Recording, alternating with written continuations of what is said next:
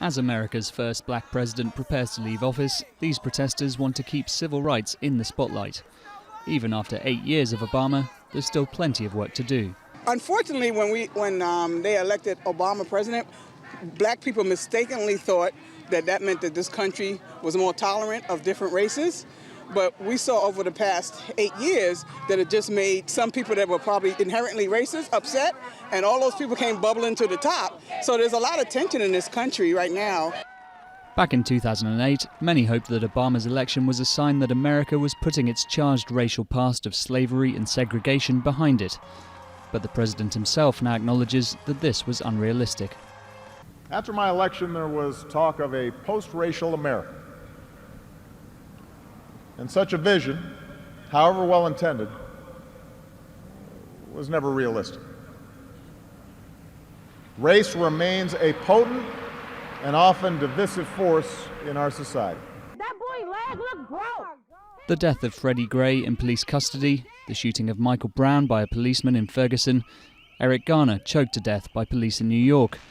The deaths of these unarmed black men at the hands of police sparked protests and the Black Lives Matter movement. They became emblematic of race relations under Obama for many. Even for his supporters, there was frustration. That ticks me off a little bit. In the year 2016, I've got to be in Washington, D.C., in front of the White House with our first black president, with my child protesting something that I thought was done. At first, Obama rarely talked about race, but with the issue in the headlines, he gradually found his voice, acknowledging real grievances in black communities. One of his most emotional speeches followed a mass shooting by a white supremacist at a black church in South Carolina. Amazing grace, how sweet the sound.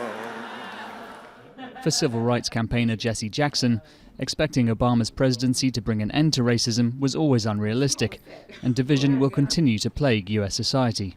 We're trying to become post-racist, not post-racial. We are a multiracial, multicultural society, so post-racist is the objective. But there are racists who benefit from racism.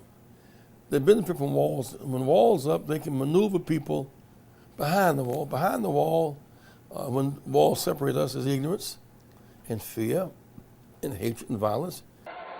Donald Trump was elected by more than half of white voters, but just 8% of African Americans, pointing to a country still very much divided by race.